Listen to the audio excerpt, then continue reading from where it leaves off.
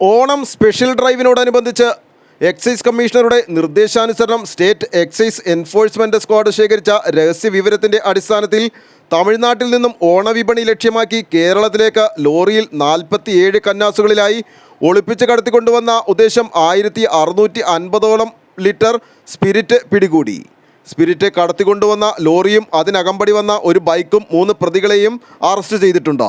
State excise enforcement സ്ക്വാഡിൻ്റെ തലവനായ circle inspector G കൃഷ്ണകുമാറിനോടൊപ്പം എക്സൈസ് ഇൻസ്പെക്ടർമാരായ Mukesh Kumar TR, KV Vinoda, RG Rajesh, S Madhusoodanan Nair, DS Manoj Kumar, grade AE Sunil, preventive officer Rajakumar, civil excise ഓഫീസർമാരായ വിശാഖ, രജിത്ത്, അരുൺകുമാർ, ബസന്ത്, രഞ്ജിത്താർ Nair, Muhammad Ali, Subin, civil excise officer, driver Vinoj ഖാൻസേട്ട, രാജീവ് എന്നിവരാണ് അന്വേഷണ സംഘത്തിൽ ഉണ്ടായിരുന്നത്. കൊല്ലങ്കോട് എക്സൈസ് പാർട്ടി കേസിൻ്റെ തുടർ നടപടികൾ സ്വീകരിച്ചു വരുന്നു. ആലുവ ലൈവ് ന്യൂസിന് വേണ്ടി സിദ്ദീഖ് കാരക്കാടിനൊപ്പം സനൂപ് കളമശ്ശേരി.